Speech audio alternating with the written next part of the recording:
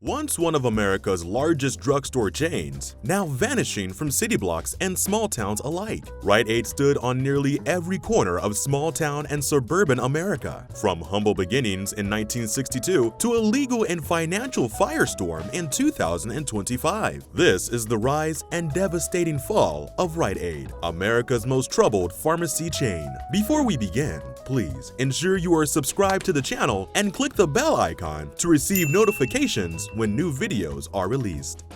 Rite Aid was founded in 1962 in Scranton, Pennsylvania by Alex Grass under the name Thrift D Discount Center. The concept was simple: a self-service drugstore offering competitive prices and convenience. It worked, and after several years of growth, Rite Aid adopted its current name and debuted it as a public company in 1968. 10 years after its first store opened, the company operated 267 locations in 10 states. By the 1990s, Rite Aid was the largest drugstore chain on the East Coast and one of the top 3 in the entire country. This was achieved through a large number of acquisitions from other pharmacies. With over 2,000 locations and 1 billion marked sales milestone, Rite Aid became a household name. But behind the scenes, trouble was brewing. In 1999, Rite Aid was rocked by an accounting scandal. Executives had overstated their pre-tax income by billions of dollars. This was achieved through various fraudulent accounting practices, including manipulating inventory shrinkage, improperly reducing accrued shrinking expense, and retroactively changing depreciating periods for assets. The SEC became involved, and then CEO Martin Grass, the son of the founder, was eventually indicted, along with several other executives. Although Rite Aid survived the scandal, the company's credibility suffered a major blow as its stock price plummeted. This gave the opportunity for competitors like CVS and Walgreens to dominate the market. In the 2000s and 2010s, Rite Aid made several high-stake moves. In 2007, it acquired 1,800 Brook and Eckerd stores for $3.4 billion in cash, assumption of $850 million in debt, and issuing stock, which would also give Jean Coutu a 32% equity stake in the company. Following an antitrust review, Rite Aid was required to divest 23 stores and announced it would rebrand the 2 chains, retiring the 109-year-old Eckerd banner. The merger made the company a dominant drugstore retailer in the eastern United States and the 3rd largest drug retailer nationwide, with a total of 5,059 stores and employed 112,800 people. While the company saw an increase in revenue, a sharp fall in net income was reported as Rite Aid began the integration process of the new locations. Rite Aid's merger deal gave stores that were too close to each other, and some were neighboring locations. By March of 2008, many of the overlapping stores were closed, with most of them being the pre-existing Rite Aids from before the Eckerd-Brooks deal. Eckerd had built modern stores with drive-through pharmacies and larger space under the ownership of both JCPenney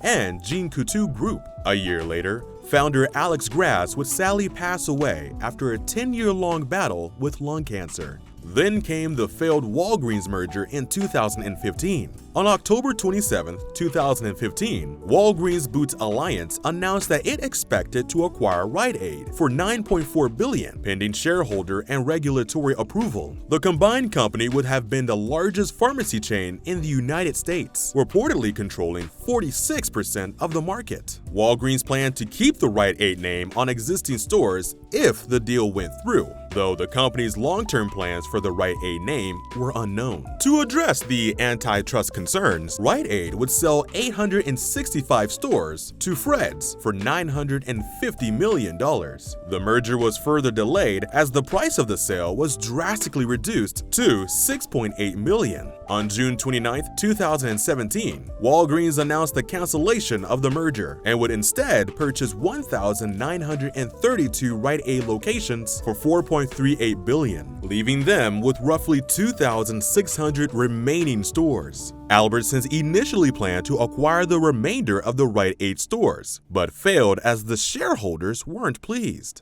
By the 2000s and 20s, Rite Aid was not only fighting declining sales, but it was also facing legal trouble. Like other major pharmacies, Rite Aid was sued for its role in the opioid epidemic. The U.S. Department of Justice accused Rite Aid of knowingly filing unlawful prescriptions for opioids. Staff allegedly ignored obvious red flags, deleted internal notes flagging suspicious prescribers, and violated both the Controlled Substance Act (CSA) and False Claims Act (FCA). Over 1,000 lawsuits were filed by states, counties, hospitals, and individuals alleging Rite Aid helped fuel the opioid crisis. Combined with this crushing debt load, the legal pressures pushed the company to the brink. In October of 2023, Rite Aid filed for Chapter 11 bankruptcy protection amid several opioid lawsuits and legal battles. Plans call for the potential closure of up to 500 underperforming locations nationwide. The company would also be delisted from the New York Stock Exchange and commence trading over the counter.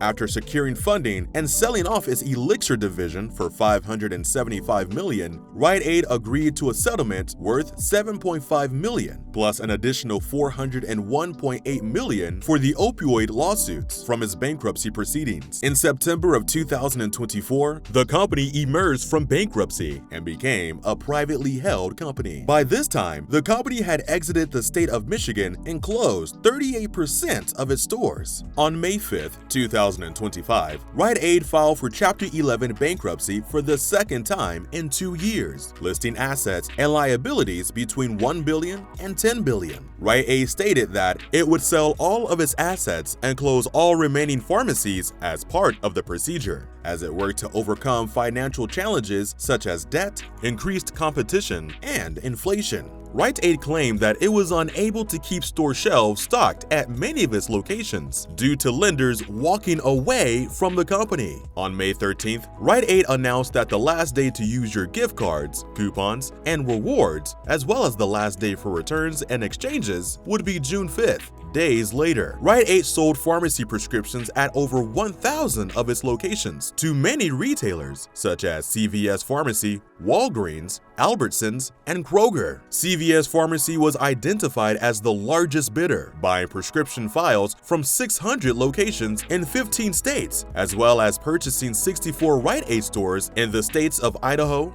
Oregon, and Washington. The sale was approved on May 21st. Giant Eagle also acquired pharmacy prescription files from 78 Rite Aid locations in Pennsylvania and Ohio. Many people are probably wondering what the current situation with Rite Aid is and if they are going to exit bankruptcy soon. The answer, however, remains unknown, as the total count of store closures exceeds 1,000 out of the 1,184 Rite Aid stores that were open before the company's second bankruptcy. The company would also sell its Thrifty ice cream brand for $19.2 billion to Hillrod Holdings. While some locations are currently conducting liquidation sales, the Rite Aid website currently states that there are 385 locations currently operating in the United States. This is a big drop from its peak of nearly 5,000 stores it once had. Rite Aid's story is more than just another retail collapse. It's a cautionary tale about mismanagement, unchecked ambition, and failing to adapt. A company that once shaped American neighborhoods now risks becoming just another name in the obituary of retail. Can Rite Aid recover, or is it too late? Let us know in the comments, and don't forget to like and subscribe for more deep dives into the rise and fall of America's biggest brands. See you next time.